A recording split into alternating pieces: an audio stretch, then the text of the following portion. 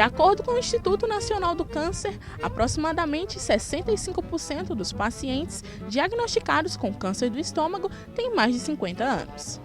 No programa de hoje, vamos saber mais sobre o câncer que se tornou o quarto mais incidente entre os homens e o sexto entre as mulheres, totalizando cerca de 21 mil novos casos no Brasil.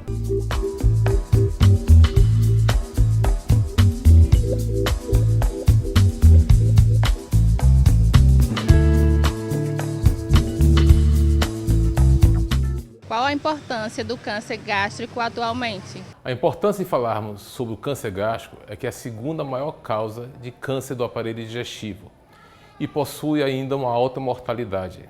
Apesar de estar em declínio nos países da Europa e Estados Unidos há mais de 50 anos, o Brasil ainda possui uma alta taxa de mortalidade. Quais as causas do câncer de estômago?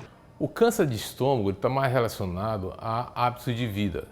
Pessoas sedentárias, pessoas obesas, pessoas que fazem ingestão copiosa de álcool, pessoas que abusam do sal, principalmente atrelado a carne vermelha, do tipo os embutidos, os defumados, que o sal é um elemento que agride a mucosa do estômago. Além disso, a baixa ingestão de fibras, produtos naturais, folhas verdes, propiciam a lesão. Outro fator é a presença da bactéria no estômago, chamado H. pylori. Ela está relacionada com a probabilidade maior de desenvolver o câncer nesse estômago.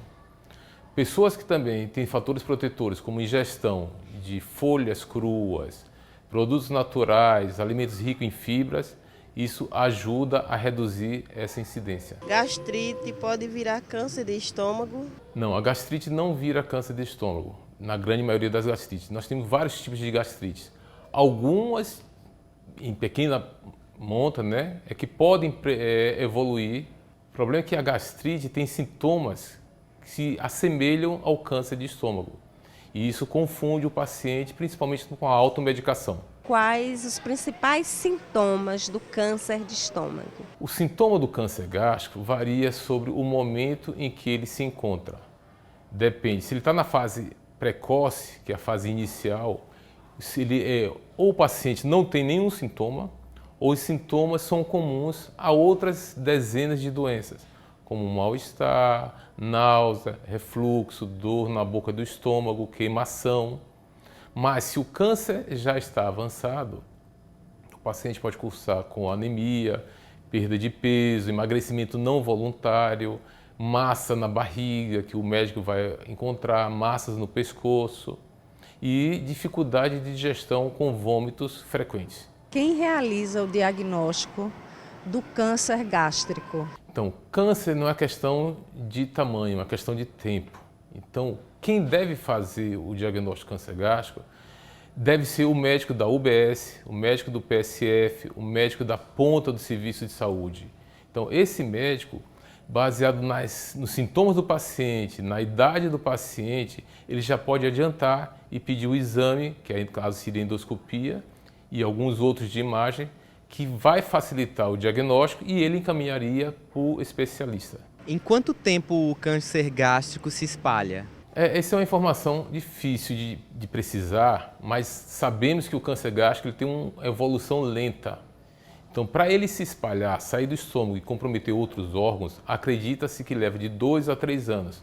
Por isso, quem está na beira do sistema de saúde, lá no PSF, tem condições o suficiente para suspeitar e pedir os exames necessários para afirmar o diagnóstico antes que se torne uma doença avançada. Qual o tratamento do câncer de estômago?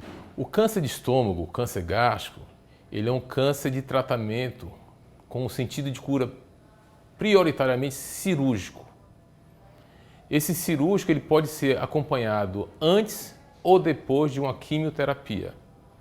Poucos pacientes têm a chance de ser tratado por via endoscópica, ou seja, pela endoscopia, esse câncer é retirado sem que seja necessário retirar pedaços do estômago. Então, isso só acontece quando é feito o diagnóstico precocemente. A pílula milagrosa para o câncer realmente funciona?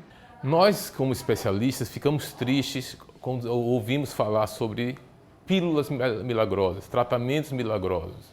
Porque o câncer, não só do estômago, mas todo o câncer, ele é complexo.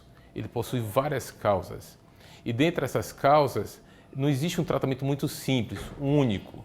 Então, o câncer de pulmão, geneticamente, ele é diferente do câncer de estômago. O câncer de estômago tem vários subtipos e para cada um existe um tipo de tratamento diferente.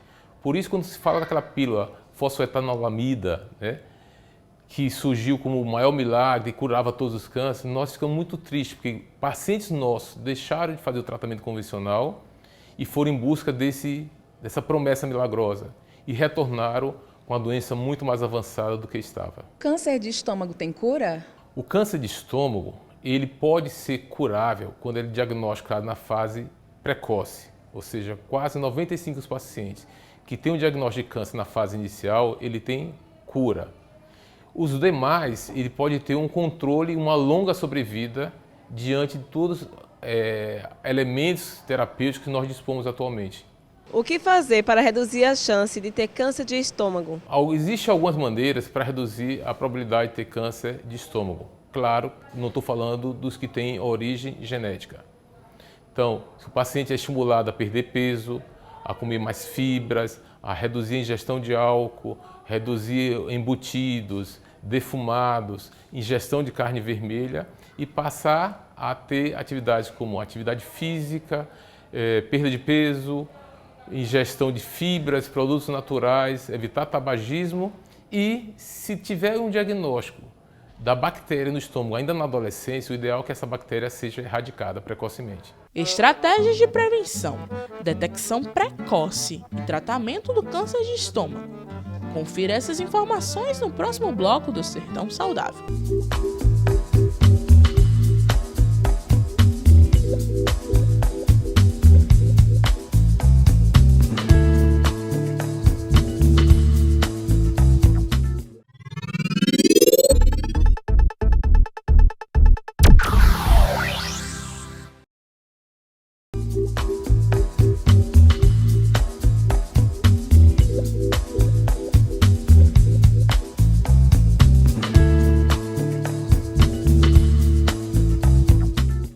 Então, nesse segundo bloco, vamos dar mais ênfase à importância do diagnóstico, tratamento e prevenção do câncer de estômago.